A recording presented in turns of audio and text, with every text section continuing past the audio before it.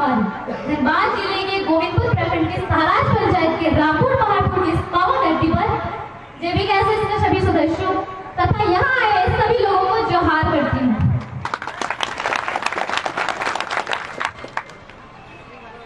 जब भी मैं इस राज्य के इतिहास को पढ़ती हूँ, हमारे वीर योद्धा की संघर्षों की गाथा से मैं खुद को गर्व महसूस करती हूँ।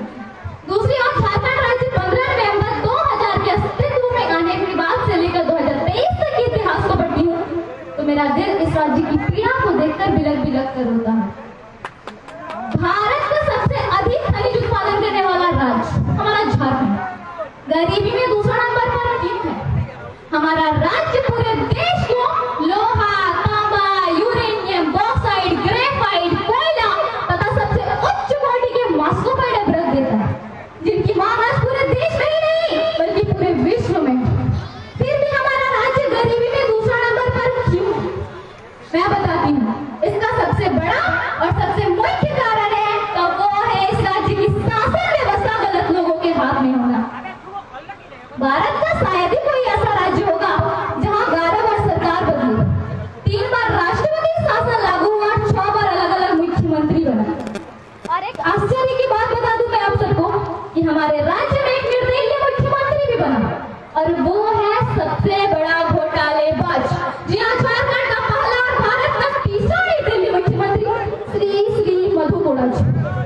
उन्होंने अपने शासन काल में 34,000 करोड़ का घोटाला किया। मेरा ध्यान से सुनिएगा, मधु कोड़ा जी ने अपने शासन काल में 34,000 करोड़ का घोटाला किया, जिससे मतलब जितना हम सोच भी नहीं सकते। चोर मधु कोड़ा चोर। पहाड़ देख रहे हैं ना, उस 34,000 करोड़ से हम इस पूरे पहाड़ को ढक सकते थे। और इतना ही नहीं, 4 करोड़ की रिश्वत देने का इस पर जुर्म भी सिद्ध हुआ। पता चलने पर 144 करोड़ की संपत्ति जब्त हो गई और हंसी तो तब आती है जब दिसंबर 2017 में इन्हें दोषी ठहराया गया और मात्र 3 साल की जेल की सजा और 25 लाख का जुर्माना दिया गया। जरा ध्यान से सुनिएगा, जहां इन्होंने 34,000 करोड़ का घोटाला किया जिससे हम इस पूरे पहाड़ को ढक सकते थे, वहां केवल उन्होंने 25 लाख दिया। जो हमारे विक्रम भैया दिख रहे हैं, इनकी तो जेब में पॉकेट बैठ जाएगी 25 लाख दिया। तो विक्रम जी शर्माते हुए घोटाला नहीं करना चाहेगा। इसी घोटालेबाजों के कारण आज हमारा झारखंड गरीबी में जी रहा है।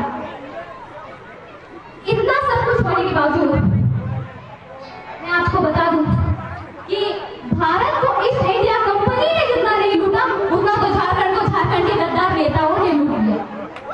इतना सारा कुछ होने के बावजूद मैं आपको बता दूं, इतना सारा कुछ होने के बावजूद सरकार से जब हम भोले भाले स्टूडेंट्स नियोजन की मांग करते हैं तो यहाँ की सरकार हमें कहते हैं मुर्गी पालो, सुअर पालो, अंडा बेचो, ये इनकम का सबसे बड़ा स्रोत है। तो मैं सरकार से कहना चाहती हूँ कि हम लोग क्या मुर्गी और अंडा बेचकर आपको मुख्यमंत्री बनाए? आज झारखंड विकास न होने की सबसे बड़ी समस्या है तो वो है भ्रष्टाचारी, बेरोजगारी, लाचार शिक्षा नीति, खनन का दुरुपयोग, जातिवाद राजनीति, अस्थायी सरकार, उद्योगों में स्थानीय को रोजगार नहीं देना तथा राज्य सरकार के अनावश्यक खर्चे। अगर 2024 में झारखंड को बदलाव का उदय कराना है तो मैं सुषमा कुमारी झारखंड के 5 प्रमंडल, 24 जिला, 45 अनुमंडल, 264 प्रखंड, 32,615 गाँव तथा 4,402 पंचायत के आह्वान करती हूँ। किसान अब झारखंड टाइगर गहरा हाथों के नेतृत्व में इस झारखंड राज्य की दिशा एवं व्यवस्था बदलना ही होगा, तभी हम अपने महापुरुषों का सुंदर झारखंड का निर्माण कर सकते हैं। जय झारखंड। अंत में मैं अपने शब्दों